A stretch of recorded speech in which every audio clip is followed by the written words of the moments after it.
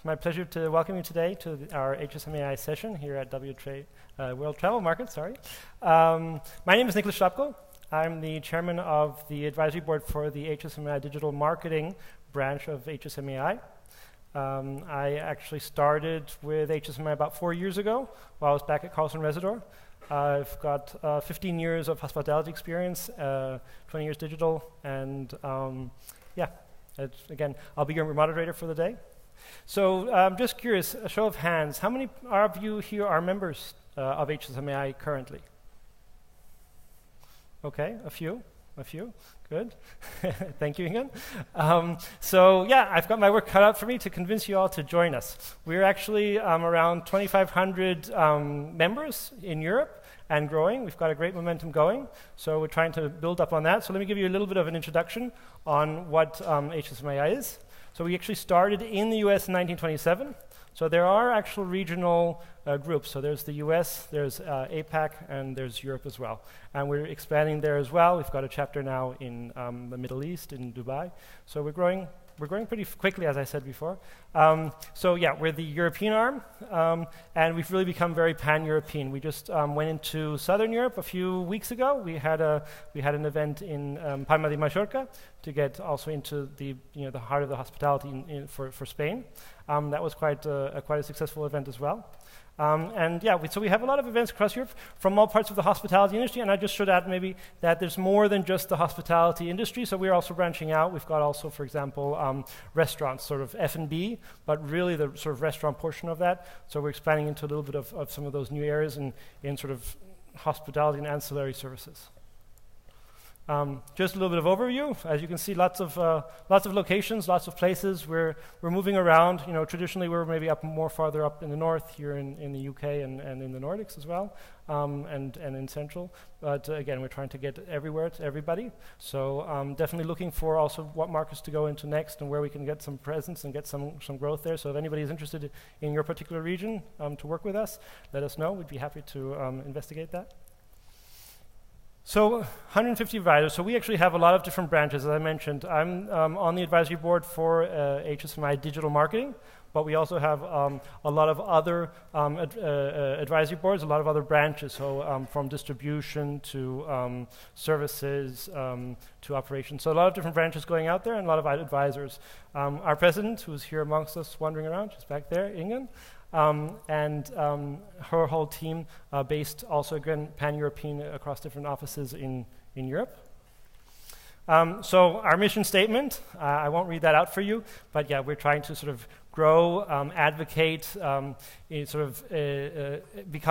be that sort of central point of not just information, but also help motivate and push forward the hospitality industry in general, and be sort of that central point between all the different segments, sub-segments, companies. So a way to really open that, sort of be a neutral platform between competitors, promote healthy competition as well, but also work together to collaborate and move forward the hospitality industry, and particularly in this case, obviously digitally. So our vision is the leading meeting place of the industry, as I said, sort of in a nutshell, that's kind of what we stand for. We want to be engaging, enabling, connecting, again, sort of networking also. We know how important networking is, and we're trying to really promote that as well. You never know what happens in a hallway chat, might lead into some new development. So it's really important that we're always there connecting and communicating with each other, and that's what these forums really are for. So we keep up to date on digital marketing trends. So in the agenda, next we'll have a great presentation from Google, Terry, who's the head of the industry head of travel at Google for the UK and Ireland. And also in terms of revenue management, sales, and distribution. So these are some of those different advisory boards that we have and working on them. And we're also trying to group that and work together sort of to create one also larger event, so that because we realize that many of you might actually overlap or cover a couple of these different areas within your own responsibilities, within your own occupations. So it's really important to sort of grow that. So that's kind of what we're working on for next year as well. So here are some of the other things that we're forming to work on. So as I mentioned, service operation, event marketing, also a mentor program. I think that's a really good one that we've been working on actually a few weeks ago. Back in September, we had a meeting about that and really pushing forward that. How do we share? How do we grow sort of that next generation of hospitaliers as well as others, and sort of build them and help grow? And that doesn't necessarily mean you're from older to younger. It can also be somebody who has sort of experience younger, somebody else coming into that industry. So really just the idea is sort of build upon that and grow those people with whatever expertise we have and sort of share that and collaborate. So you always hear about the teacher actually learning more from the student than the student from the teacher, sort of those type of situations as well. So it's all ages and others, as I kind of mentioned here, so I got ahead of myself. So we've been meeting with some of the mentor-mentee teams in French Riviera. That was at our leadership day, so we do have a number of different events going on and different sort of focus meetings at those events. So this one of the key focuses at our leadership day was the mentor-mentee program, and we made some great progress on that. And then, typical members are generally sort of C-level, senior vice president, and director. So we are looking for, as much as possible, to get sort of those, some more experience to build, to sort of share that knowledge and really get some expertise within the groups and get that moving and collaborating so that we can really move forward again in the hospitality industry. The key level personnel, so maybe less focused necessarily on titles, but really what is that sort of what is that position, what is that sort of knowledge there that we can tap into and learn and grow from that as well. And then all these sort of different areas, as I mentioned, segments, sub-segments, in terms of it's not just about hospitality, it's about travel, right? So we've also got car rentals, airlines, restaurants, tour operators, travel agencies, and so forth. So some of the annual events, as I mentioned, we have a lot of different ones. We've got revenue, the first one, Revenue Optimization Conference, digital and distribution optimization, the Leadership Day. We've got a GM forum as well. That's also very interesting. Meeting and event exchange, and that's actually we also have those sort of smaller sort of get-togethers and roundtables and so forth at some of those other events. And so yeah, and European Marketing Awards, the top 20 extraordinary minds, and our event awards as well. So that's our chance to sort of give accolade to those people who've truly stood out for us and made a difference in the travel industry, hospitality industry. Other events, so these are invitation only, but also really quite well. So we had, for example, some great think tank events over the past few years with getting really C-level participation from some of the key hospitality, especially European hotel groups, for example. Then we've got breakfast meetings. Those are happening also, again, it's part of our sort of goal to be building that out into different regions, different countries, reaching new people, new markets. So again, if we haven't been present in any of your markets and you think there's a need, you'd be interested in that, please do reach out to us. We'd be happy to entertain those conversations. Special interest meetings, that could be also something very specific, something very niche. We're interested as well.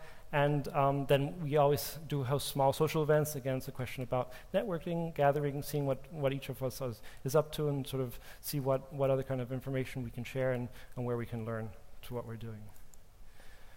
So 2017 events, we've got the Meeting and Event Exchange coming up in Germany and the UK. That's actually in 2018.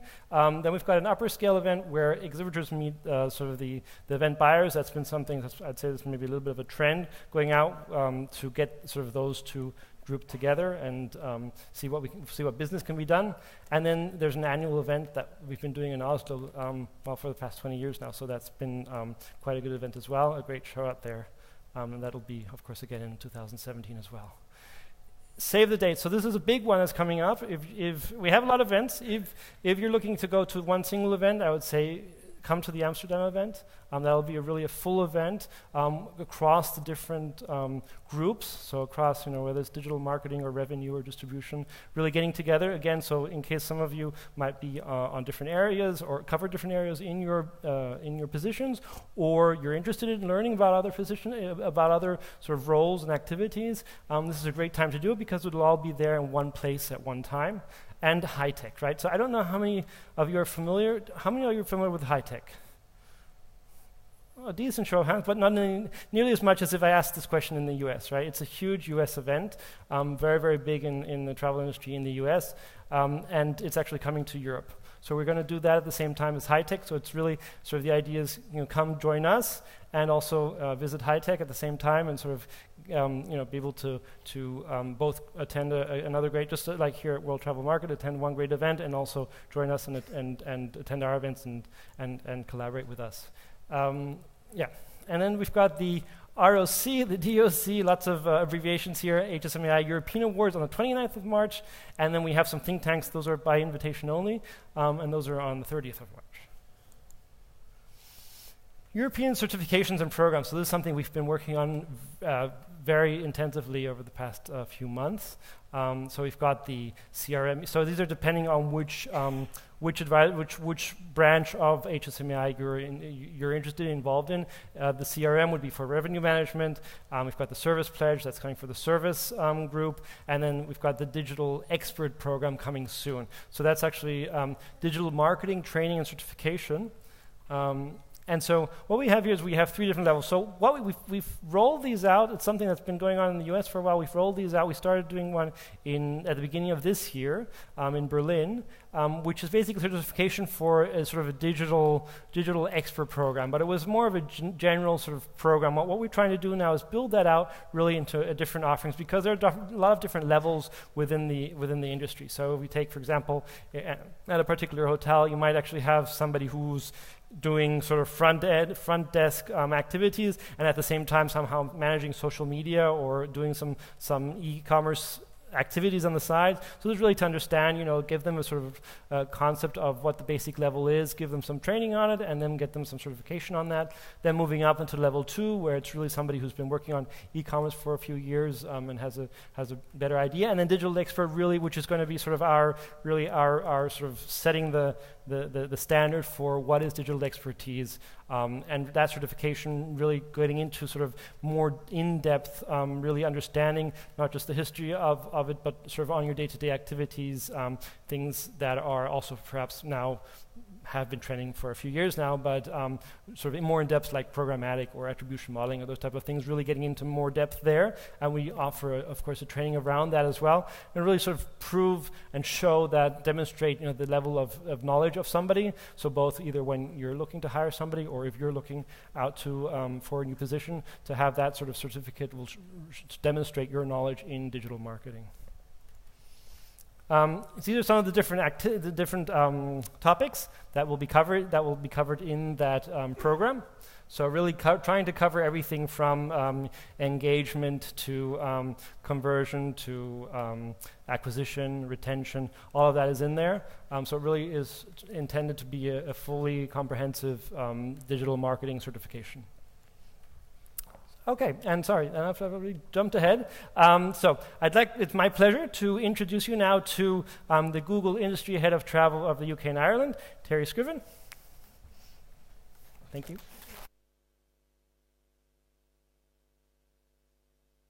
Hey, so leading in quite well from Digital Expert program. Wanted to share now, just spend the next half an hour and try to evoke a little bit of conversation amongst us to talk about how you and your companies can help stay ahead in these dynamic and constantly changing times. And I'm going to showcase a few digital trends. Looks like we've got a merge of our... Can we flip over to the other presentation? Should just be the standalone PowerPoint. That's better. No? Well, anyway, I'll talk while they're kind of fixing the background. So there's a few things I'm going to talk through today. First is rapidly evolved consumer behavior. Second is how consumers are engaging with media in new ways and things, different types of media for you to consider. Also, how important audience signals are and analytics in better precision marketing and better targeting. And then I'm going to talk about some of the latest around automation and machine learning and where we're starting to see that in digital marketing. And then try to open it up to a little bit of a conversation to see how much ever you guys starting to take on these digital marketing trends. Perfect.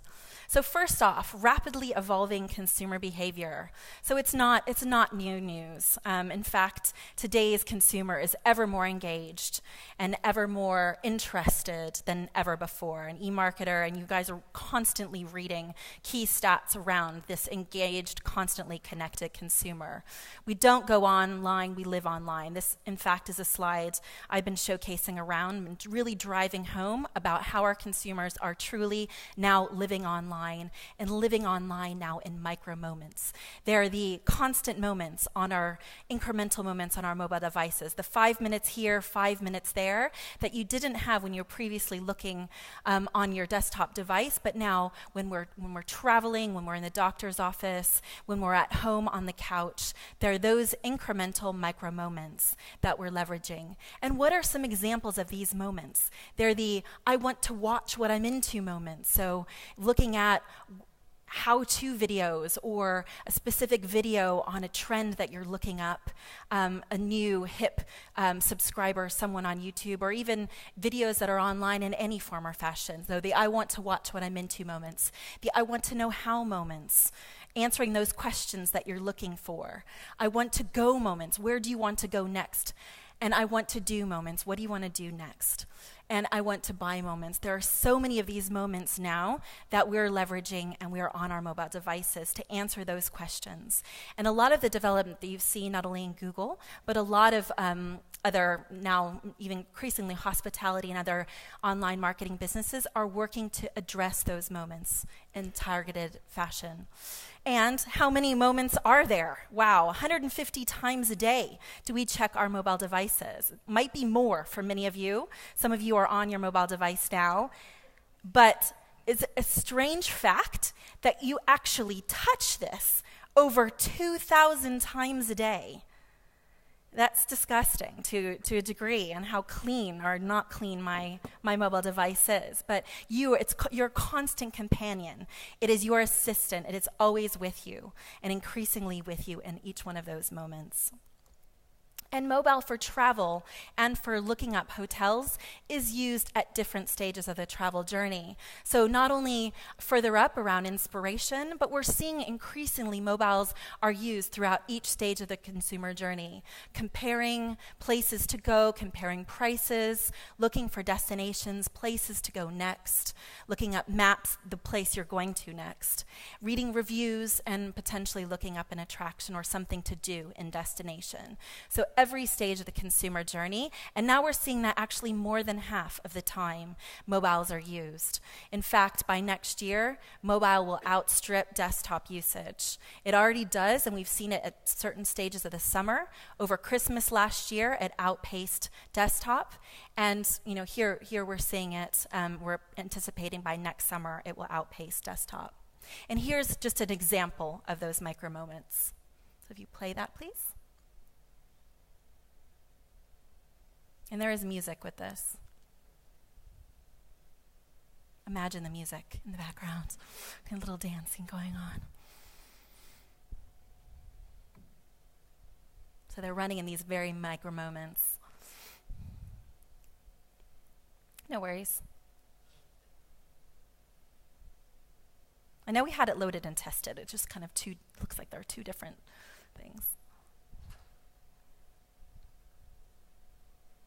And some of you, I know a couple of recognizable faces have seen this video, so it's not news.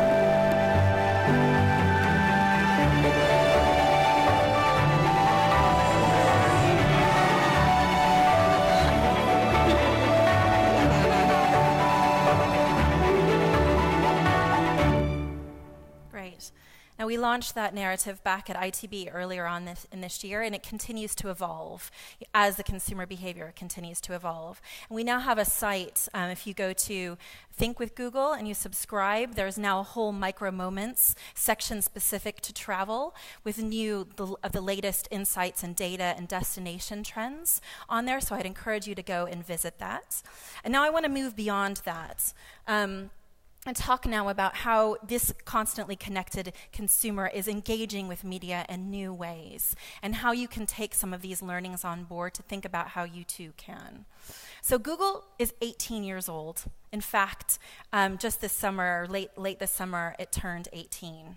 And it's amazing to see the change that we've gone. It's a teenager. So it's gone from even before a couple of links and then to the 10 blue links, and now to an integrated consumer experience, answering the questions that users are looking for. And it was originally founded on intent. So intent being, what are you typing in? What keyword are you typing in that you need the answer to the question or a link of another place to go? And we've done a lot with intent. And we're helping a lot of our advertisers do a lot with intent and send people qualified leads to your websites. That's a lot of what it's about. But it's now, 18 years on, so much more than just intent. It's also about context and consumer, of where the consumer actually physically is, what time of day, where they're located, specific destination, what device they're on, so the context with which. And your data, overlaying, there's the richness of your company's data on top of the keyword or intent, the context. Each of these bits are signals and data aspects that you need to leverage. And then Google data. The richness of the data that Google has at its fingertips around demographics, interest based on the logged in users to the Google platform. We now have over 1 billion users logged in on each one of our platforms. If you think about it, over 1 billion on YouTube, over 1 billion on Android, over 1 billion on Gmail, over 1 billion across the infrastructure on DoubleClick. And if you think about all of that data and the interests, the precision marketing that's available to capture all of these key signals and leverage those for better precision targeting, now we can. So it's no longer about intent and keywords anymore. If you walk away from this with anything, keywords still mean something, but you need to overlay so much more to be that much more precise. And it's really important now that your marketing is that much more personal, that much more actionable, and that much more measured. And that you're leveraging those different signals and that you're measuring the interactions across devices, context, to go back and make sure that message is much more recognized and personally and taken on board. So taking each of these in turn, consumers want more personalization and relevance than ever before, and they actually recognize that. They rank relevance as the #1 reason why they engage with ads, or they're frustrated if they're not relevant to them anymore. So incredibly important to be personal. In terms of actionable, they want information and they want it now. They're on this device in those micro moments. If they can't load your website and it takes 16 seconds like Ryanair, then they may move. We are actually doing a lot of tests and trials and helping our advertisers improve the quality of their websites, their mobile sites, so that their consumers stay engaged and can find what they're looking for. 29% of smartphone users will switch from a site or an app, or if it doesn't satisfy their needs. So be actionable. Make sure you have a mobile site that's workable. And in terms of connected experiences across multiple devices, you need to measure the interaction. It's no longer about last click. Last click is just the last bit of traffic. But how many touch points? At least 21, if not more, touch points to get you to that website that they ultimately booked their hotel in. And they're looking both offline shoppers, online, on their mobile devices. We can now measure those interactions. As a result of measuring, we're able to improve the profitability of your advertising. So make sure that you're measured and leverage the right analytics tools to do so. So those 3 key things are really important. And a little bit more around cross-screen behavior. We're only now recognizing the importance of mobile. It's not only upper in the funnel, but we're making transactions more on the mobile device. So over 24% of all transactions now occur on a mobile device. That's come a long way in the last 3 years, and so it's really important that your mobile device is fit for purpose and that you're measuring those conversions, measuring the impact that it's had from mobile to desktop. So in terms of engaging in new ways, video is becoming increasingly more important, not only as an inspirational tool, but now in those micro moments, they're looking at how-to, some help content to help them ultimately influence their purchase. And we're seeing just in the UK, 17 million people watch online videos every day. In terms of number of videos they watch per month, almost 300. 22 hours per month of online video, and we're seeing still increasing growth year on year.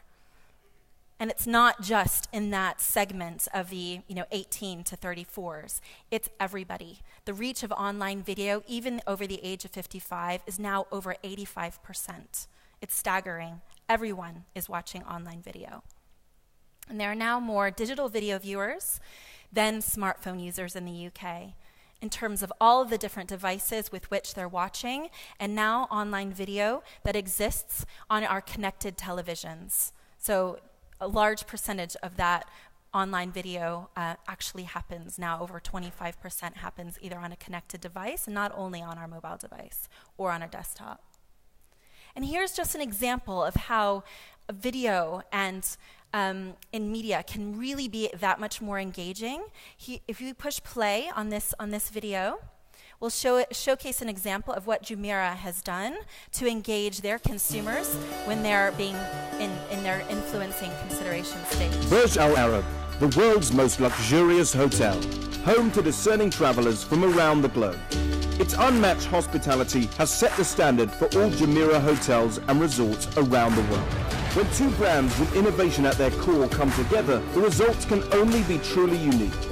Jumeirah and Google proudly introduce Jumeirah Inside, the world's most immersive digital travel platform. Through this partnership, the doors to Burj Al Arab are open. The hotel comes to life through 360-degree spheres, 3D sound, playful interactions, and exclusive hotspots that provide unprecedented insights into the luxury world of the icon of Dubai. Jumeirah Inside is not just a tour through a building, it is a journey through a brand as visitors are invited to explore Jumeirah's exclusive portfolio of hotels and resorts worldwide, from wherever they are. 3 photography teams traveled around the world to capture Jumeirah's 21 hotels and resorts in over 270 360-degree photo and video spheres, featuring over 600 unique hotspots and interactions waiting to be discovered. At Jumeirah, we believe in creating personalized experiences. Jumeirah Inside is no different, offering visitors a selection of 5 different languages and experiences optimized for desktop, mobile, and tablet. Jumeirah Inside is a truly immersive journey that allows visitors to book stays instantly or share experiences with friends and family over their social network of choice. With the luxurious Burj Al Arab as the proud centerpiece of what is the Jumeirah Inside experience.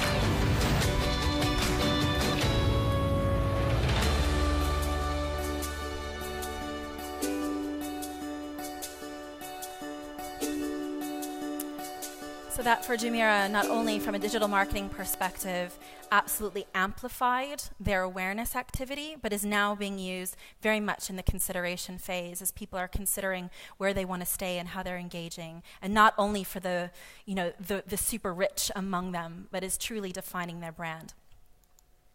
Now, VR, it's a hot topic, virtual reality, and it's making it that much more practical and tangible. If you can see this Google Cardboard here, is a very cheap way of engaging with 360-degree imagery. We're now leveraging and working with several brands to use this not only as a promotional tool, but also to make it that much more tangible to experience a resort inside of a hotel or a wider hospitality and tourism experience. If you were to look at some of the 360-degree videos that are available, in fact, I'd encourage you to look at pound or hashtag 360 on YouTube. There is now a wealth of beautiful 360-degree imagery available, some of which you can tap into and actually look at on a cardboard. I will put this in the back, and maybe after this session, you guys want to play around with it. I'd encourage you to do so. And tomorrow, I'm going to be speaking at the Digital Tourism Think Tank session, a lot more around the next stages of virtual reality. But it's really becoming a new experience, a new way of engaging with media. And here's another example about how it's truly changing experiences. And if you ask you to play this video as well, just help you bring to life what virtual reality can do.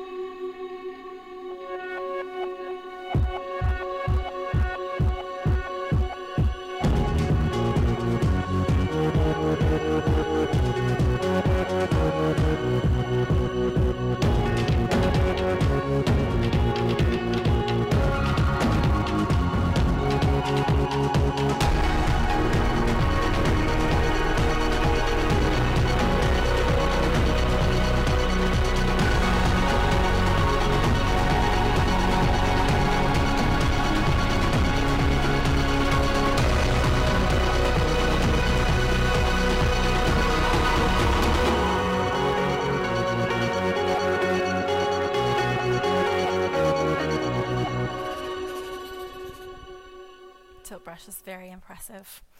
And some of the new applications out there, if you guys have seen it, Etty, I could go on and on with some of these amazing videos and new engaging ways. Etihad did a video with Nicole Kidman about the overall cabin and what the cabin's like. Virgin Atlantic this week are launching, they have a big event this week, I potentially here in coordination with World Travel Market on their new campaign and their virtual reality experience. So it's impressive on how consumers now can engage in a new way, and it's not expensive at all to do so. Beacons is another thing that we're seeing much more around digital marketing, but also leveraged to the sales experience. And beacons has become so much more inexpensive that they're kind of low-power devices that can send notifications to a connected my phone's in here, so to a phone, to a tablet. And you can do that not necessarily needing to be on an app, but now more through progressive web apps. And we see this more as an informational tool, but it can be a promotional tool and a marketing tool. So look into this if you haven't yet, if you have a resort or hotel or retail outlet that you feel you can really benefit from. But I see beacons as being kind of the next phase here, especially as we're merging offline with physical and online.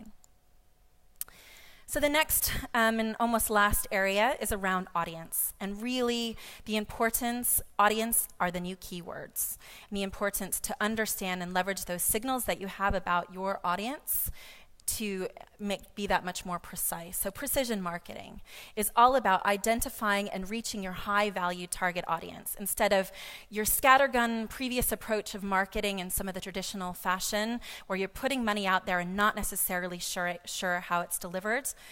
Audience targeting and measurable marketing now allows you to see truly the impact of your marketing dollar on the ultimate booking. Programmatic is one way we're seeing this. In fact, I'm wondering, was it last year or 2 years ago here, I was on this stage talking about programmatic, and people had no idea what it was. How many of you in the audience know what programmatic is? Still roughly half. So by next year, so programmatic, what it is it really is using technology to do more, simpler and faster. It's leveraging the data at your fingertips to be more precise and targeted, real-time bidding with your marketing activity. And we, in the hospitality sector, are behind.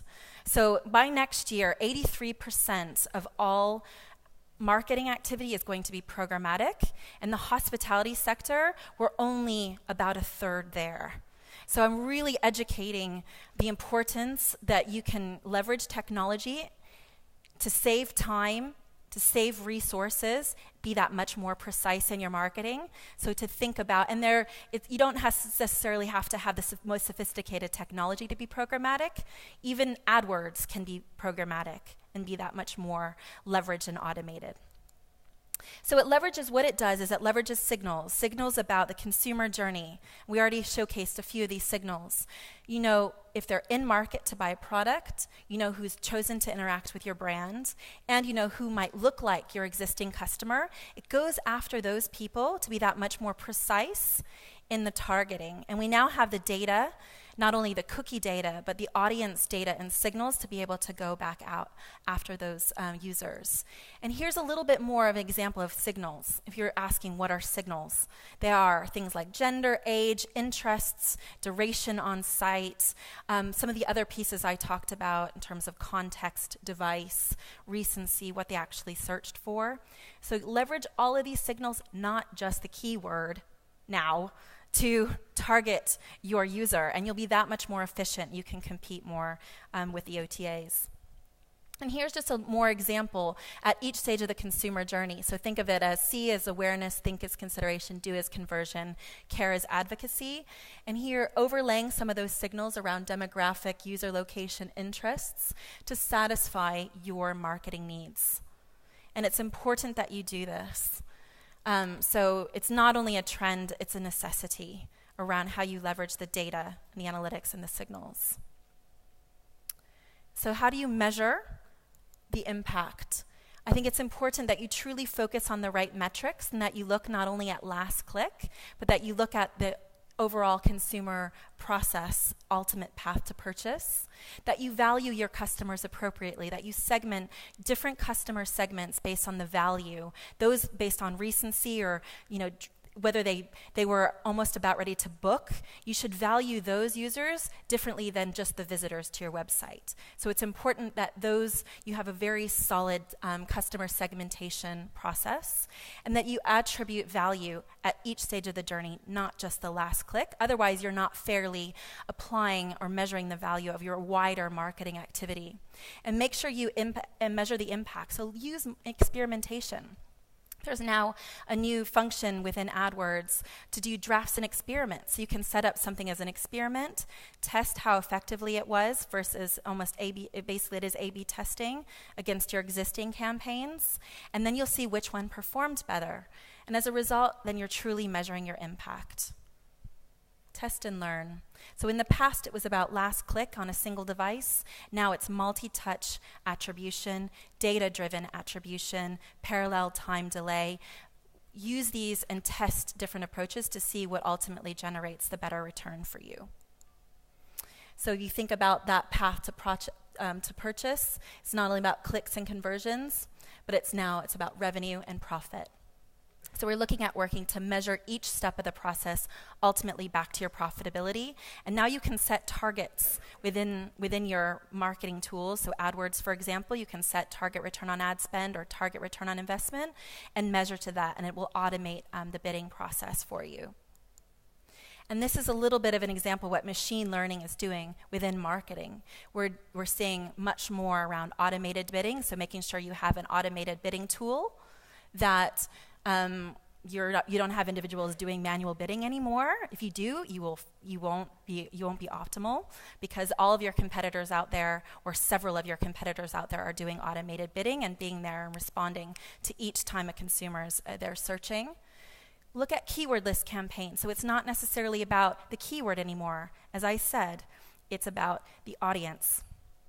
So you can actually do keyword list campaigns based on the content of your website and serve that content because it's that much more relevant.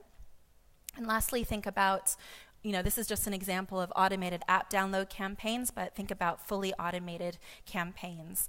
And if you need to speak to somebody about this, when you speak to your Google account manager, and we can help to set it up to make it that much more automated and leverage the best that's available now within digital marketing. So just looking to close it off. So make sure your teams are aligned. There are so many silos that exist within your businesses, especially the traditional hospitality organizations. Now that the data availability, the customer signals, and the technology is available, you need to make sure you're understanding what KPIs and measurements you have across teams so that you're working toward those common goals. So across your digital marketing team, make sure they're talking to each other, and you have shared objectives across those teams. So I'd almost like to open it up now to a conversation based on what we talked about, to see if you have any questions, see if your teams are aligned, are really sharing that insight and some of these KPIs and are leveraging the most that technology has to hand. Anybody have any questions? Or are we just stunned? Sorry. Yes, Andrew. Given what the OTAs are spending with you, so they're spending $6 billion US a year on advertising, most of that through you. They're spending over $1 billion a year US dollars on technology. Hoteliers can never compete with that. I mean, surely what you're suggesting here, you're suggesting they go head to head with it. It just seems to me completely futile. Right. I'm not suggesting they go head to head. I'm suggesting they're smarter and absolutely can compete. If you were going to go head to head against, high valued keywords, then based on the technology and the scalability that the OTAs have, yes, of course, you're not going to win. You look at, that front page, most of the time the OTAs are there. But hoteliers are not smart enough. They haven't leveraged the most of the technology that's available to target audiences, to target based on segmenting different types of audiences and bid smartly, and or leverage some of the technology that's available, the automation that's available. You don't have to invest in significant technology. You can just leverage what's already available for free in AdWords or leverage what's available for free in analytics. We're not doing that yet. I think we need almost baby steps to be able to compete. And I'm advocating, I'm spending quite a lot of time, as you can see on stage, but working with my partners, the hoteliers, to educate them on what they can do today for free or based on what's currently available so that they can compete. And I absolutely agree they can. There's some of my partners are being very smart. Premier Inn came from lunch with the CMO. They're being incredibly smart and front leading around how they're visible and winning those keywords. 80% of their activity is done direct. They're winning. There are a couple of other examples in the industry of other clients that are winning as well. So I don't think you have to throw it all out, hire bunches of teams, invest in technology. Just leverage what's available and work with us so we can educate you and teach you how to do it easily. Good question. Others? Leonard? Is this for all hotels? I mean, Premier Inn is, they used to spend £45 million on TV advertising. Yeah. Let's say I have 2 hotels in London. Mm-hmm. That's it. Yeah. I don't have a digital marketeer, I don't have a traditional marketeer, and I don't have an agency. Mm-hmm. Currently I'm just paying OTA. So how can I, I'm not saying how can I with my 2 hotels start doing business with Google? Very good question. I would say do what you're good at. Understand what's your unique selling points and make sure the content on your website is rich enough so that you absolutely can compete on a couple of the keywords that demonstrates the uniqueness of your hotel, and that you could work, whether it's with an integration partner or a third party, through hotel ads, so that from a online booking perspective, you can compete within the meta product as well as through search. And you can set up some targets so that it's not extraordinarily expensive for yourself, so that you can automate the bidding in the system by setting up a target return on ad spend. And you can do this really inexpensively. You can even do video advertising really inexpensively. The opportunity is there for itself.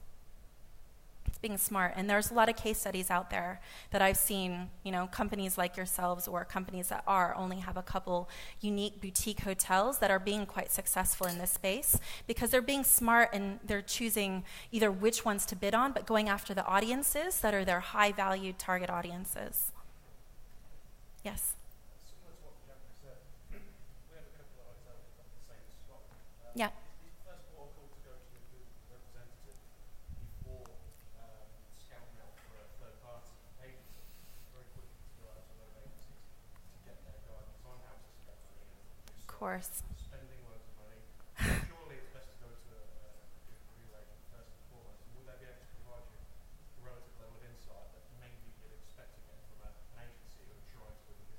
I'm finding a little bit of almost a struggle at times with the agencies, because we have to, almost educate the agencies just as much. They're encouraged for you to spend more as well, because that's how they make their money and their commissions. I'm saying that the tools that are available for you to do it yourself at less, with less level of sophistication and intellect than what you typically have to go to an agency to help you with. So I would say yes, I'd talk to your Google representative, or I can give you a phone number to call and and talk to them about how to set it up. But always seek advice when different people. There's even other people in the audience who are in digital marketing, working with digital marketing consultancies, and they help. It's important, though, that your website is effectively structured, and that, from a search engine optimization side of things, you're getting organic traffic, the content is rich, it's recent, that you've got a mobile site that's solid, that your imagery is quite stimulating, that it's not only about what you're doing through marketing, that's all part of it, right? Your website is marketing. It's making sure you're optimizing the overall consumer experience. Yeah, those are all excellent points. Do you allow me to just step in for a second here? Yeah. To your question, Leonard, it's you're comparing what I like to call OTAs. I don't know if they'd be offended by this, but it's a supermarket, right? They come in, the customer comes in to see, yes, it's also the ease of use, and they do great, conversion, booking engine flows, and so forth. But it's really a question of, what's being presented. Somebody's going in and looking at a supermarket and needs to just pick out something because they're going off on a trip, or they might be using, a lot of people just use the OTAs to research, to find the best rates, and then actually go to those sites. And once you get to the sites, that's the opportunity, right, as a hotelier to shine, to really show that, how you're different, how you can really reach that segment that you're trying to reach. What's it different? That's your chance to brand, to give that rich experience, which the OTAs simply aren't doing. They can't, because that's not their model. Their model is to show all these different options and get somebody to book as fast as possible. What your goal is to really to immerse that person, that customer, into your site, into your brand experience, and not only get them to book once, but to come back and become to essentially retain them and make them a brand promoter as well, right? Yeah, and then make sure that you're present on hotel ads and that you're present on Google Maps. So Google Maps, kind of the third biggest search engine after YouTube. And it's being increasingly used more almost socially now, and making sure that your Google My Business is absolutely up to date. You're starting to get more and more reviews on there. There's now local guides that are available, local guides similar to Foursquare or TripAdvisor, providing reviews overlaid with other reviews that exist. So, how your hotel is actually present in an organic, natural environment is also very important, and aids in, the conversion or the lead to your website. Maybe a bit too practical, but we're in the construction business, and I just looked up our hotel yesterday on Google Maps. All the information is correct. It's just that if you look at the area, it shows a construction site. Yeah. Can I get you to come around with a little van and take some new pictures? Very good question. No, I think it only happens, but it happens more frequently than you realize now. It's definitely not once a year. It's like 3 times a year that it updates itself. So, and in your areas, in kind of, central, depending on where you are, was it Schiphol, or where are you under construction? Wherever. Okay, Tower Hill there. Yeah, no, it'll be updated more frequently. But that's an opportunity for you to take your own imagery, and you can upload your own imagery into Maps. Yeah, make sure that imagery is there, because the toggle at the bottom of the Maps has the imagery that other people have taken and uploaded, not only from Street View and or Business View. Yeah.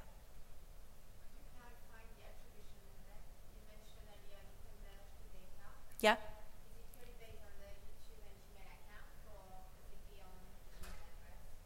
The attribution model.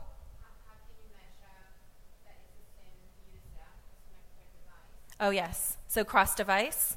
So it's actually based on several things. It's largely based on the logged-in users, and that's a large percentage. It's over 60% here in the UK, people who are logged in, and it's based on customer journeys and matching cookie behavior back to that. So yes, it's kind of combination of email address or logged in across multiple different devices, whether it's Android, Gmail, YouTube, Maps, etc., Ultimate or Chrome. the logged in users infers a cross-device percentage, and that's now available within AdWords. It's available in DoubleClick, so that you can measure the percentage that, as a result of searching on your mobile device, it ultimately had an impact on desktop or booking on tablet. And data-driven attribution is great in that as well. You can set that up now within AdWords to run kind of more of an automated bidding using data-driven attribution. Andrew, please. Just taking that retail analogy there in terms of the supermarket, strategically, how do hoteliers think of themselves? Should they think of themselves as a competitive retailer to OTAs, or should they think of themselves as a product brand trying to get a shelf on a good retailer's shelf? So I know this is an analogy you like to really work to clarify. It's interesting because I think different hotels really view themselves very differently. Most hotels view themselves as they're very focused on the product and being on the shelf, making sure that you're looking shiny, you're positioned appropriately on the shelf, you've got the right price, the right offering value-added services. However, the lunch I had today with Premier Inn, he sees himself as a retailer now. He sees his competitors being Booking.com and the other, and being able, he offers multiple different accommodation options is what he likes to call it, and he's a retailer of accommodation options rather than it being a hotelier, which Whitbread, Premier Inn, historically, they're a hotelier and they're good at it. They're a great operator. But now it's interesting how the perception of the business has changed, and what they need to do within their business, within their marketing organization, is different now to be, to offer different accommodation options. Well, it's interesting, they do that in the UK, but they don't do that in Germany. No. The overseas territories have a very different approach. Yes. The UK's biggest hotelier. You can afford to. So when they go into new markets, have to completely change the distribution. Yeah, and they're still relooking at that too. Most of it's still enticing people from the UK or from Germany to come into the UK rather than it being, the one hotel that they have in Frankfurt, for example. Yeah. Yes? Can you? Yeah, I can hear you, I think.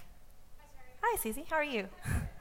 Good. I think it's really important piece of the puzzle is down to price, because we can spend a lot of money building awareness of our hotels and our brands and follow all of the best practice that you shared today. But obviously there's a part of that research process which is price comparison. And I know I'm not alone in this room with my own frustrations where either member-only rates are being exposed through Meta, or in some examples, some OTAs or wholesale partners are actually showing rates and availability of hotels that don't actually even feature on their website. So, for example, I've had instances where some of my hotels are available on sites I don't work with. Through Google Hotels, I click on the ad, it says, sorry, we don't work with this property, but here's another option for you. For me, that's completely breaking any kind of trading standards as far as I understand it, and I definitely don't have much of an understanding. But what is Google's position there, and how collectively can we be represented as an industry, understanding a lot of us are independent hoteliers? It's a really big problem. And it's really important to us that we make sure that consumer experience is a very good one, and they're not being sent to a partner that doesn't have the hotel on offer, they're not working with them, or it's the price is incorrect, etc. So as we encourage you, we have a specific link to provide feedback on any time you see that. All the partners or advertisers can do that. You can also escalate it to us. I'm consolidating that. I'm at Focusrite next week with our partnership team, our product team, to escalate some of the issues we've seen more recently with Trivago. So, there's a couple examples. I know, Leonard, we are on discussing some issues around what Trivago is doing in Ireland and showcasing a price that hasn't been even the price in the next 12 months. So we escalate that as soon as we know what it is, and we try to get that taken down or get the ad changed so that it's more accurate. So all of those kinds of things, and I know Momo was doing some funny deals for quite some time. We're working very closely with Momo to make sure that all of their rates are accurate. In fact, we don't show, so we have a threshold around price accuracy, that the price accuracy has to be above like 98% in order to even be shown, and if it's not, then the ads or on hotel ads aren't even shown. Okay, great. So maybe, Nicholas, we can do something as a group for HSMAI to help support and facilitate and maybe collate some of those examples. Yeah, that would be really Because helpful for me. I think we can do a lot more than trying to do it independently. Yeah, that would be really helpful. Thanks, Terry. And help you as well. Yes, please. Yes.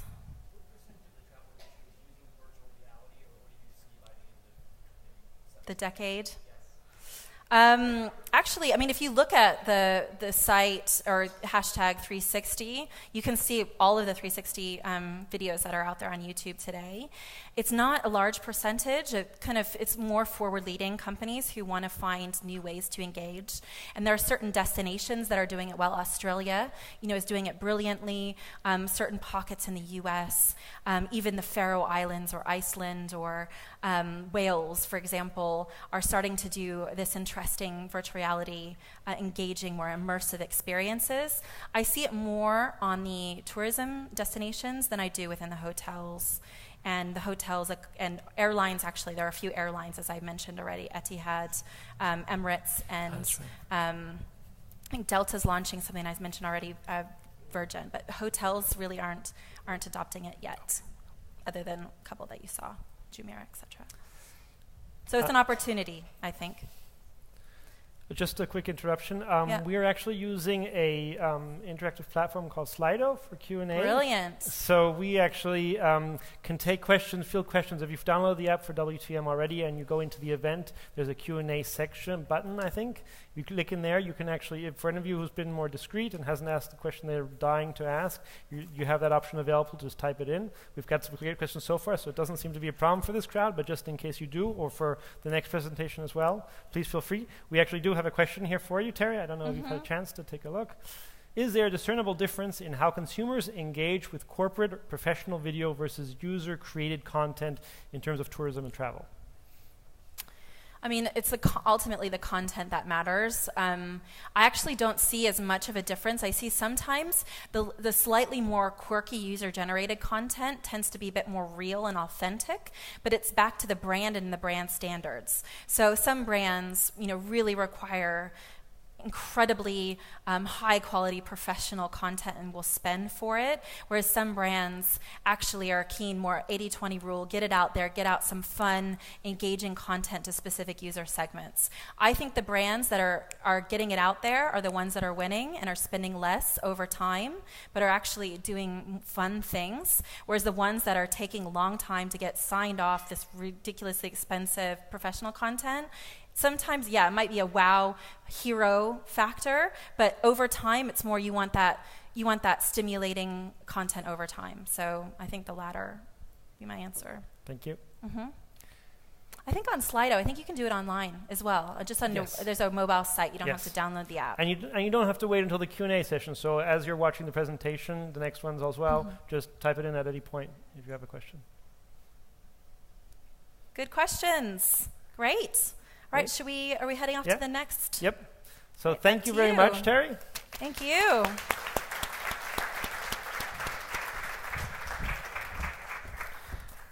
So thank you so much for that great presentation and that great session.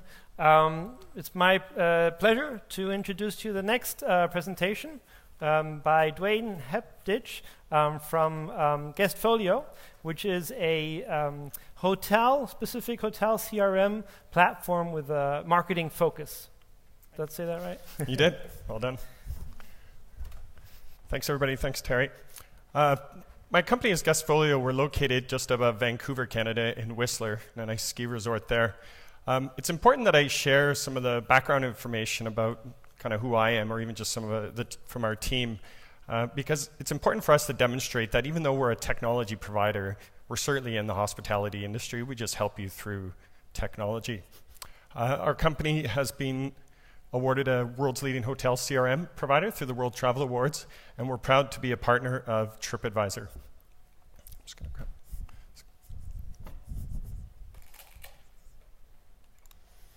So what I want to talk to you today is about how to own that digital conversation. And for us, what it means is sort of post-purchase. So after someone actually books a stay with your property, I want to show you some examples of how hotels from around the world, from 5-star boutiques to some of the smaller boutique hotels, are starting to engage their guest after that reservation occurs. So what is the guest journey? Well, to us, it's getting that right message out at the right time to your guests, with the goal of making sure that they return again and again. So for this presentation, I'd like you to sort of think about marketing as not just what will make someone select your property, which might be rate or photos, but what will bring them back to your property. And sometimes that requires more of a deeper dive or an investigation with your team to really understand what makes your property stand out in your marketplace.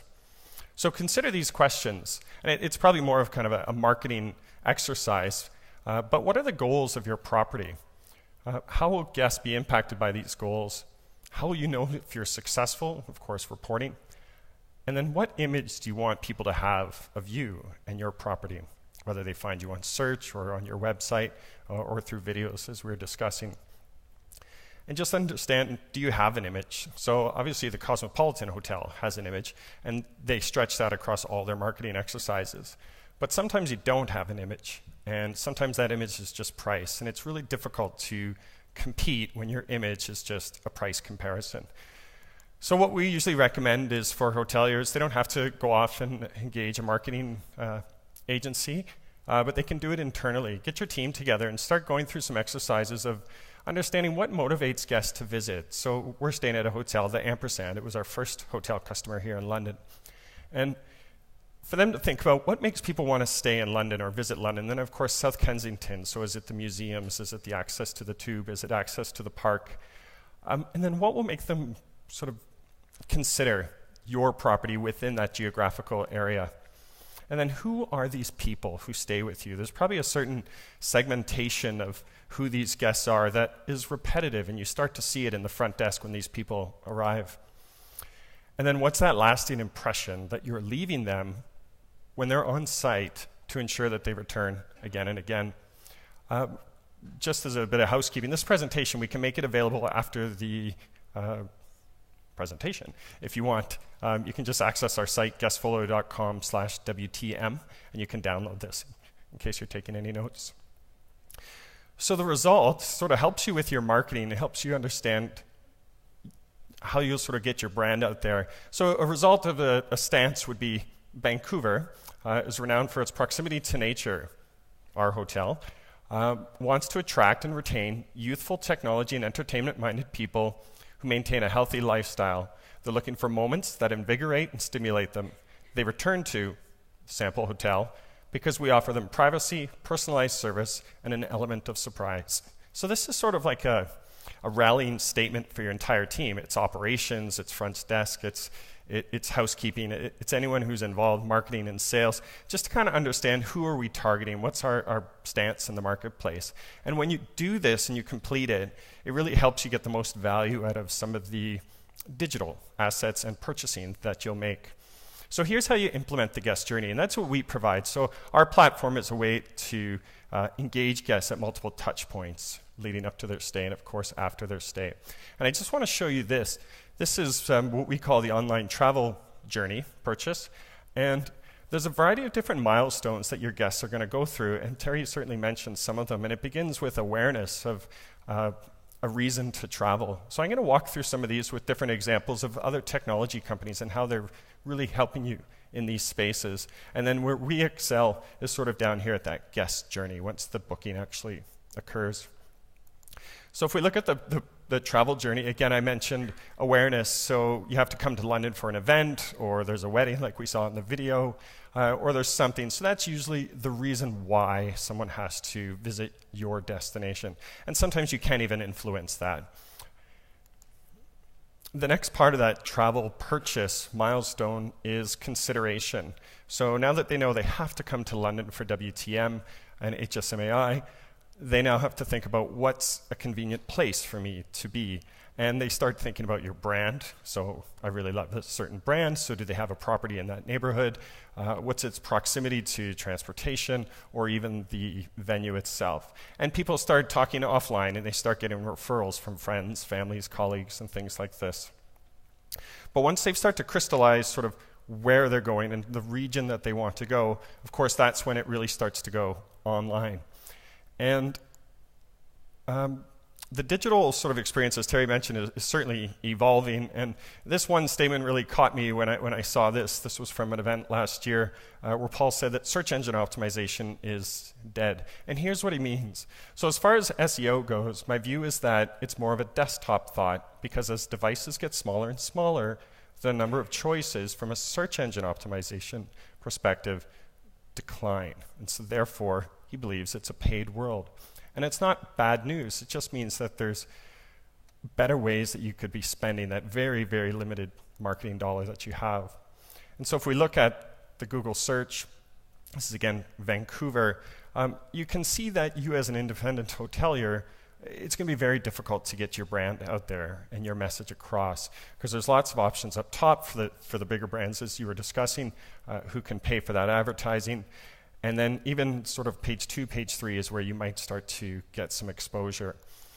And then even when a prospect visits your property through the Google Ads or Hotel Ads program, it's an incredible experience to compare prices, location, amenities, and services. So it truly is a fantastic platform for your prospects to learn about your property.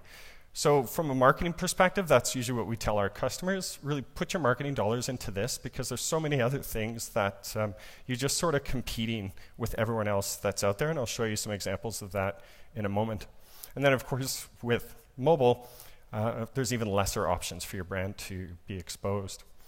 So this was a slide that we borrowed, but just trying to show you that there's a lot of noise out there, which you're all aware of, and a lot of different marketing brands and outlets, channels, looking for your dollars to help grow your exposure. But what I want to focus on is just this space over here. So it's after the acquisition. So it's when you have that customer in your PMS, in your CRS. That's a great opportunity to then build that brand awareness, build a connection with them. And so that's what we're asking you to do. Be really strategic with that spend pre-purchase through programs like Hotel Ads, but then also invest some of your marketing dollars and efforts into servicing that guest throughout the journey. So it's certainly not a battle. Many of our customers around the world, the OTA is their marketing engine. They don't have the HR to manage that, so they rely on it. But what we try to do is help you keep that business. So how do you stand out? So certainly embrace search. I honestly had no idea you were presenting in front of me, Terry, so didn't set this up. But make sure that, and I'll speak to it later on, but some of your post-stay reviews, that meta information can be shared, and there's some great vendors who are sharing that. Review Pro, who's in the audience and Trust You, they're also sharing some of that survey data that helps you with that pre-purchase awareness for properties. And again, that data helps influence some of the scoring that will rank your property in the Google results.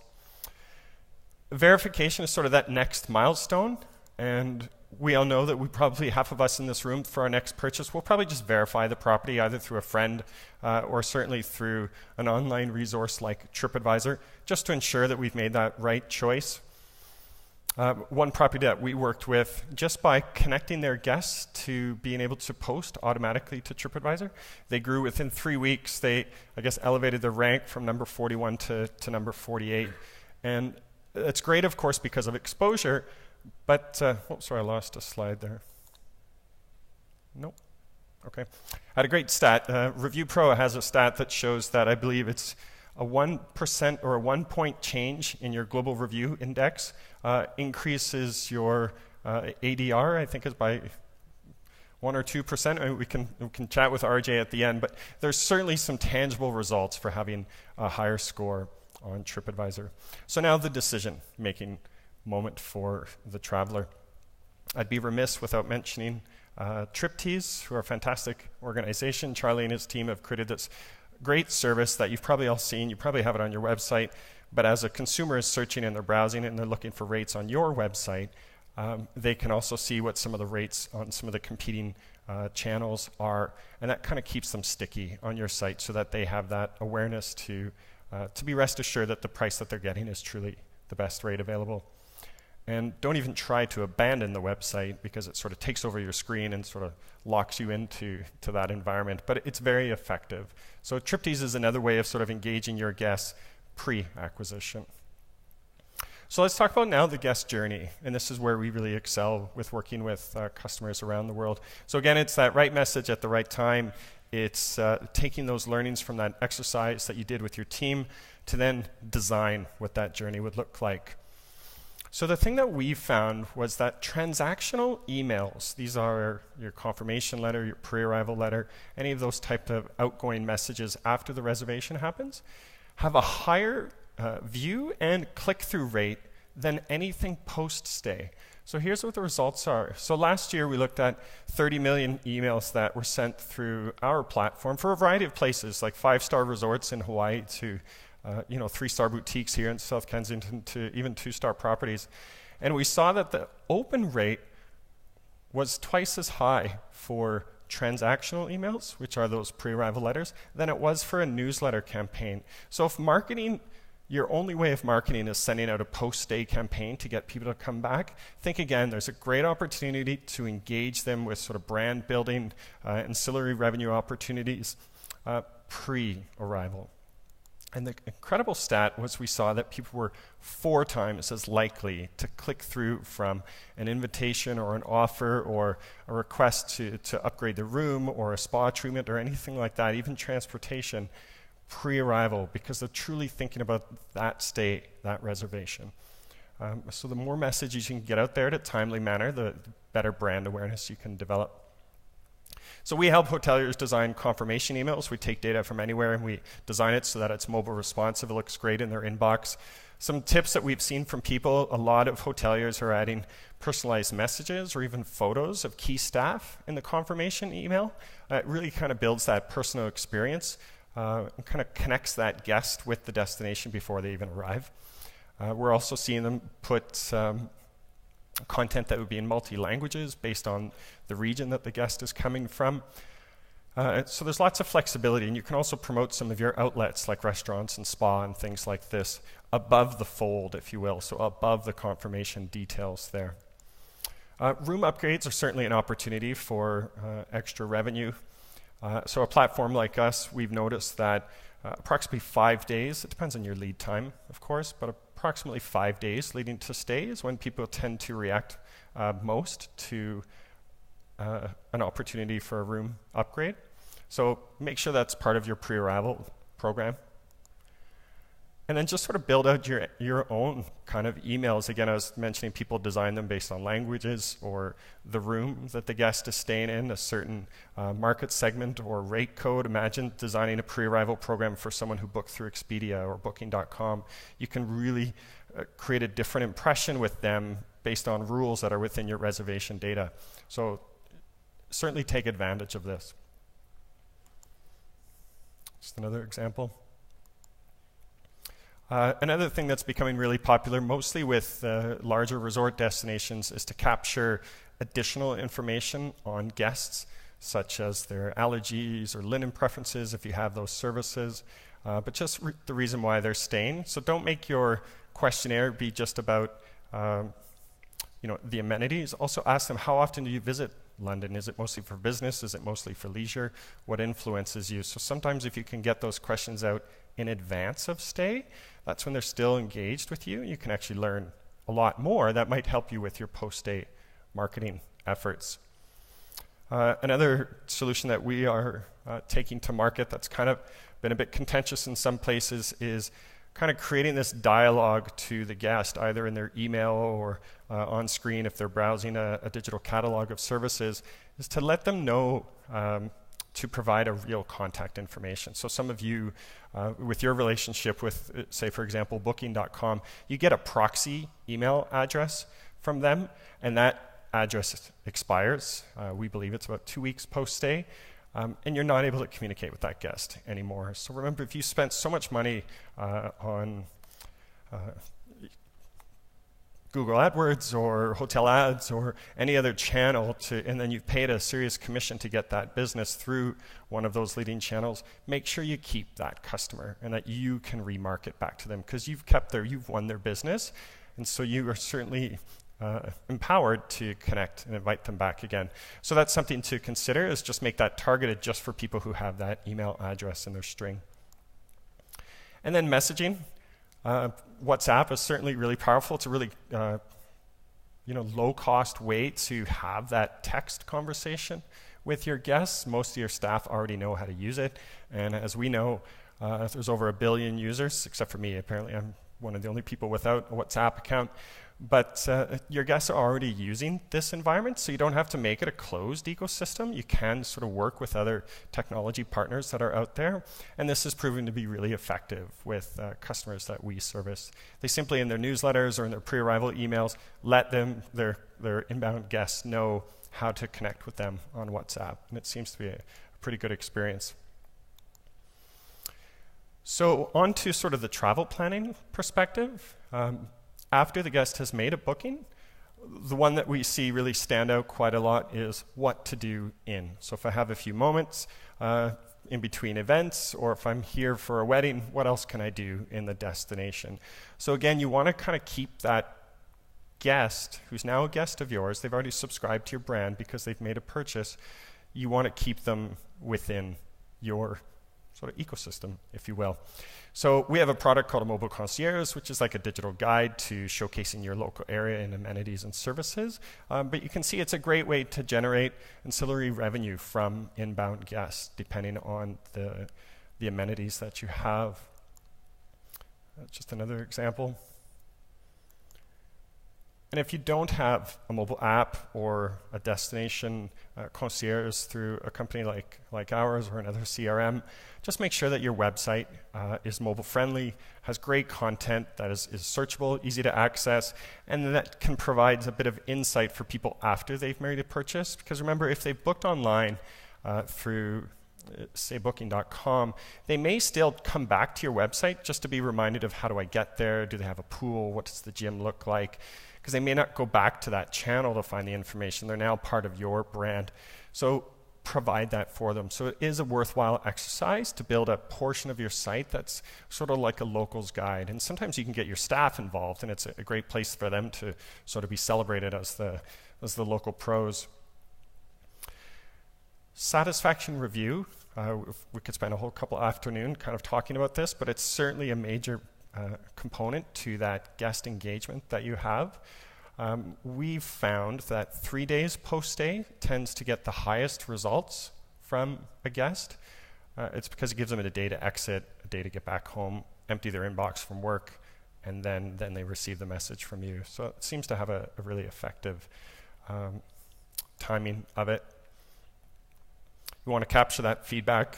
You want to use a tool like our CRM or Review Pro, other tools that are out there to help you analyze that information and bring it all into one source.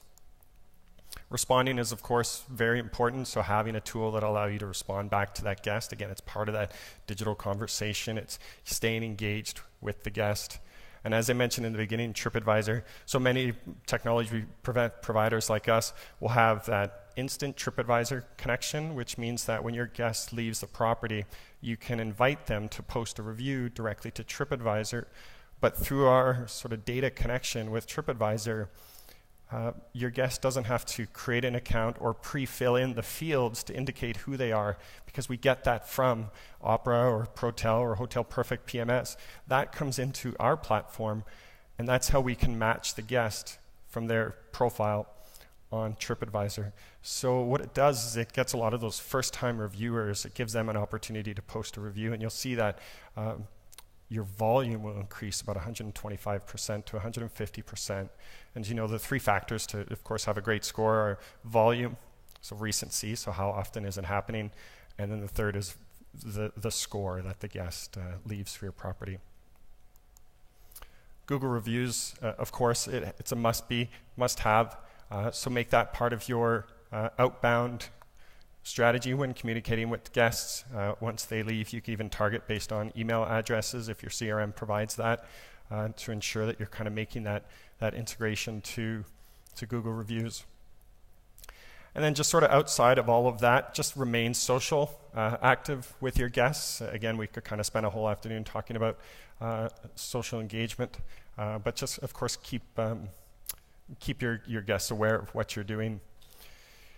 So the last piece is just getting those customers, those guests to come back to your property. Again, remember, you've invested so much, your 20% commission to get them in-house, you've serviced them, they've used your amenities, they've stayed at your property, they've left a glowing review, or they haven't, but you've attended to that. Now what you want to do is get them to come back, and you want to do that in this sort of the most cost-effective way. So again, it's getting the right message out at the right time. So we've developed a solution called Bring Back. There's other vendors that have it. Starwood are certainly using this, where you can identify the segments, as Terry was mentioning, segments that are sort of the best return for you or best value. And then you can design sort of an email program to reach them at various times post-stay. So you may wish to invite people, guests who lived in Germany back to London. You may wish to do that sort of 30 days after their most recent stay. But a traveler from New York or, say, Los Angeles, you may want to invite them 6 months later because you know it's not going to be as frequent. So tools like this can help you engage guests automatically, and you can really put in a lot of personalization based on their most recent stay, so it does feel a bit custom for them. But it's out of mind, and it's just happening in the background for you while you're still engaging guests or you're thinking about how to acquire new business.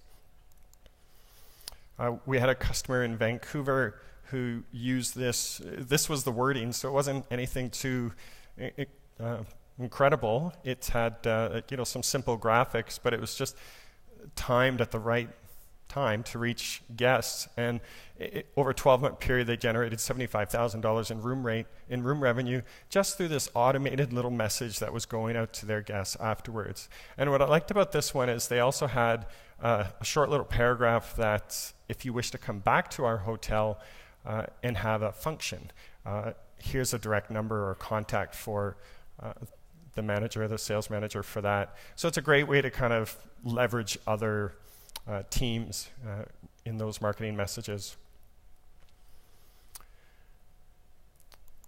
So marketing campaigns, this slide was just showing you that, of course, we all know that mobile is a very effective format for people to view your marketing offers. Some campaigns that we've helped with, say with Shangri-La, what I really like about what they're doing is just, it's very, very simple. It's very targeted messages. They'll have lists for people who are restaurant guests or spa guests or, of course, global visitors. And they'll provide bespoke content to them based on that profile. And their campaigns are just beautiful. They're really simple, big images, single call to action. So if your newsletter is just full of all these different news and tips and calls to action, a guest is really kind of confused, and they're just going to go back out to that online travel purchase journey and sort of just search the web for options. So it's a great way to just sort of keep them engaged. Just another example of how a hotel is building newsletter to engage their guests. This one actually has some animation to it, so it's really simple to kind of make those types of visuals that capture people's attention in an email. And then list management. So, of course, our tool is one way of doing it. Terry was mentioning how you can kind of organize your data.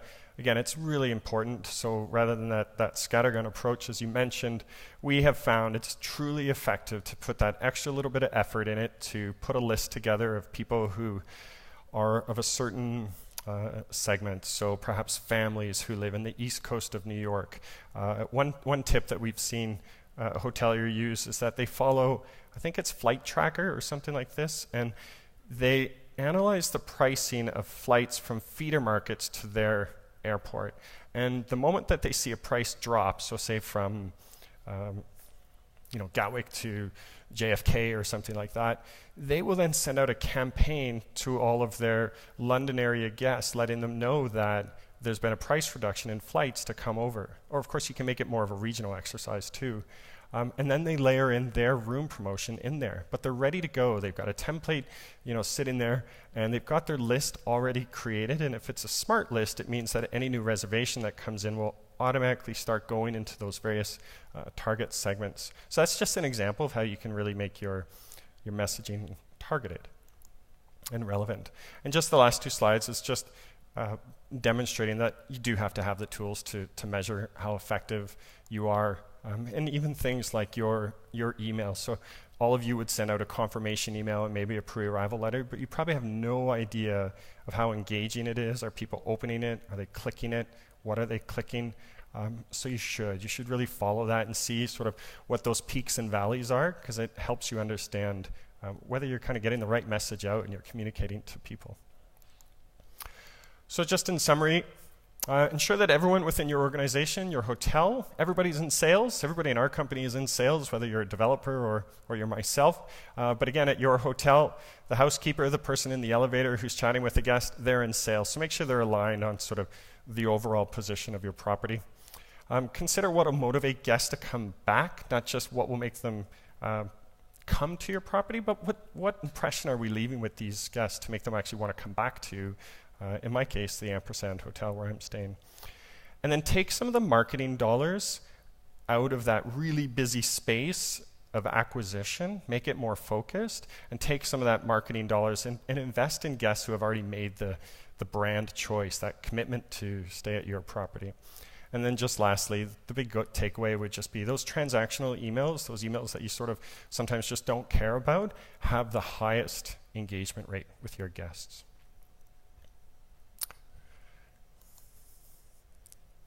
Anyways, questions, thoughts, considerations?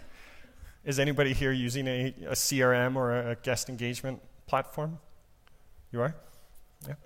You just started? Yeah. Oh, yes? Oh, sorry. Great. What's your property? Oh, yes. Fantastic. Yeah. Great. Of course. Well, great. Thank you. Yeah. Oh, good. Yeah. Yeah. Yeah, there's a lot of opportunity. And so, that data is coming directly from your property management system. So if you have a platform who can read it and interpret it and kind of help you bring that data to life, you can really get the most out of it. And it's really effective because it does just sort of work in the background. It sends you the reporting and gives you the results you need.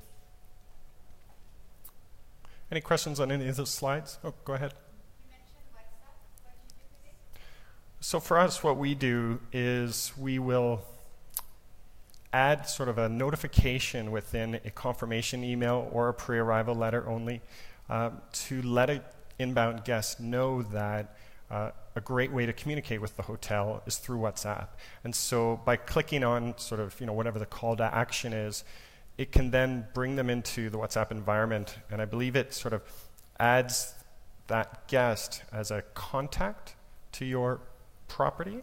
So WhatsApp doesn't have a public API where a vendor like us can, instantly connect. So we have to sort of hold their hand, take them to your profile, and then they add you as a contact, and then they can start to converse. But at least it lets the guests know that you do have that medium of communication. Yes? How do you make sure for a repeat user of a hotel that pre-stay stuff is not becoming, too regular? Right. If I go to a hotel, one of the biggest problems in our pre-stay is that we need to turn something up. Right. It's like asking people every time would you like to stay in our newsletter database. Right. Ask them every Right. time they will unsubscribe to something. Right, of course. Yeah, so one answer to that is by having an integrated solution, your pre-arrival should know if they're already part of that email. And that was just an example I know you mentioned, but the system should know that they're already a subscriber to newsletters, therefore they shouldn't ask. And so you can kind of show or hide those types of prompts.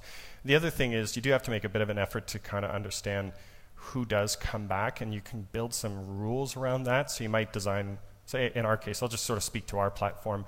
You can design an email program that goes to all guests, but then you can layer another sort of program on top of that. When I say program, I just mean sort of scheduled activities of messages that have additional rules. So based on frequency of stay or total revenue or things like that, have they been in the past? Therefore, send this message instead of this message. So you can provide different content or timing of messages based on anything within the reservation field or profile. So there's a way of doing it. Is all of your technology built in-house, or are you using off-the-shelf best-of-breed products for email marketing? So ours is in-house, so we've developed it and we own all the technology stack itself. So we use a third-party company to actually send the email like most other companies do. But Everything else has been designed in-house by us. We do partner with other companies for review satisfaction. So Review Pro, I mentioned, we push survey data to their platform so you could view it within that sort of consolidated ORM and GSS, to use a term for you. But everything else is sort of internal to us. Yeah. Yeah. Back there?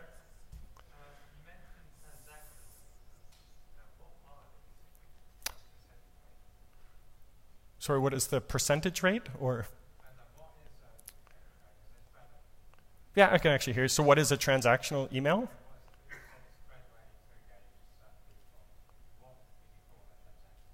Sure. It probably is more of an industry technology term perhaps, but it's anything to do with the reservation that's most current to the guest. So the confirmation for this particular stay next weekend. So it's about the transaction that they've just made with your property. And for us, it usually starts with a confirmation email.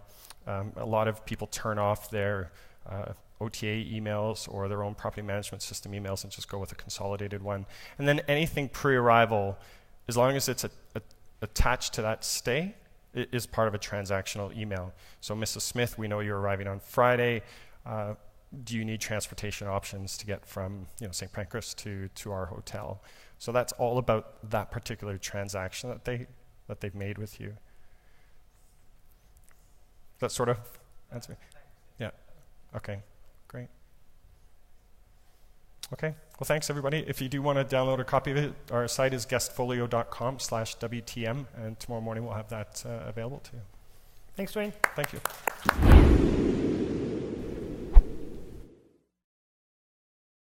So for most of you who have probably walked around WTM today or perhaps yesterday, you might have seen some lunatic running around on a treadmill. It's my great pleasure to introduce you with Chevy, who is doing it all for a great cause. So I'll let him present that and talk about what he's doing.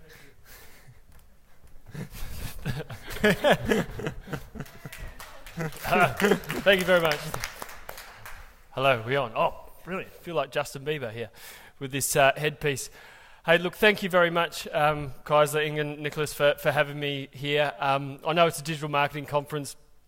I'm from a digital marketing background, run a company called deckchair.com, but I had this awesome opportunity to work with Just a Drop, which is a fantastic organisation. I don't know if you know much about Just a Drop, but they were started back in 1998 by a wonderful woman called Fiona Jeffrey.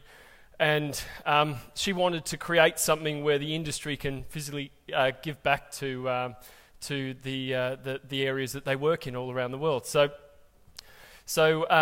I decided back in April, seemed like a fantastic idea then, to run 3 marathons in 3 days on a treadmill at the WTM. So we've managed to get through the first 2. Tomorrow's looking a bit shaky, but I'm sure we'll make it. But why I loved Just a Drop so much is the fact that it does what it says on the tin. What it's trying to really share with people is that only they can provide clean water to a child for just £1. And all I want to ask from you guys is just to come and say hello. I'm recognising some faces there of people that came and said hello today, and I really appreciate that. But I want you to just get your Kleenexes out just for a little bit, your tissues. I just want to show you a quick video about Just a Drop. Take about 2 minutes of your time, and it'll just really give you an idea of who they're working with, but also the hope and the results that they provide. They're now on their 200th project and are doing some really amazing things in developing countries. So if you could press play on that, that'd be great. Oh, I get to do that. Perfect.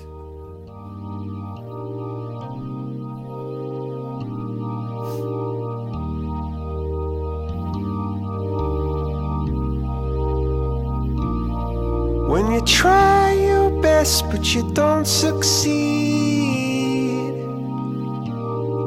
when you get what you want but not what you need, when you feel so tired but you can't sleep, stuck in reverse,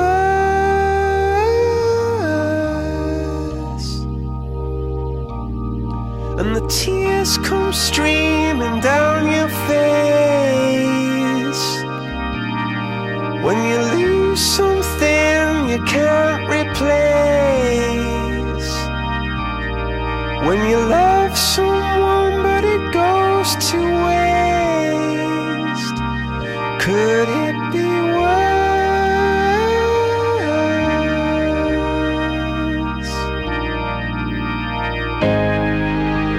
Lights will guide you home and ignite your bones, and I will try to fix you.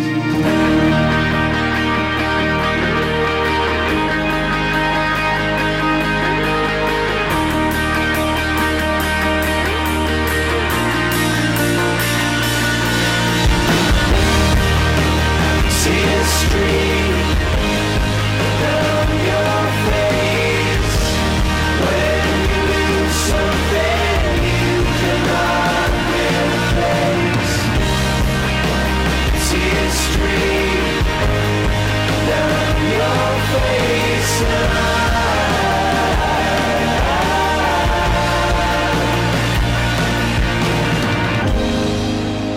lights will guide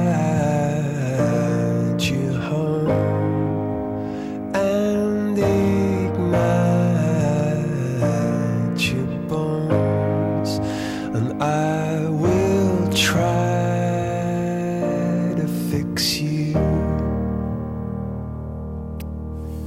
There we go. So a stunning clip, and just gives you a sense of what they do. So I'd love you to just come and say hello tomorrow if you get the chance. It really gives me a kick along, and nice to have a conversations with people as well. But if you're going to buy a bottle of water tomorrow, I'm sure you're going to have some water at some stage tomorrow. Make sure you buy it from the Just a Drop stand. Be £3, and as I said before, £1 provides 10 years of clean water and sanitation for a child. So that's all the time I'm going to take for you, but thanks so much for your time. All the best. Thanks, Chevy. Thanks a lot. Thanks, Steve. Cheers. Do you want this? No, I'm fine. Thank you all. So that's the end of our presentation for the day. Open to any final last questions. Do we have anything left on Slido? Any questions? Do we? No? England, did you have a question? Oh, somebody had a question? No? Okay. Well then, thank you again so much for coming. We do have a little bit of coffee and tea if you need something on your way out. We're also, lots of members of the advisory board are actually here as well. If you have any questions, feel free to approach us. We're happy to chat with you and see how we can get you to join if you're not, or participate even more if you're already a member. Thank you so much.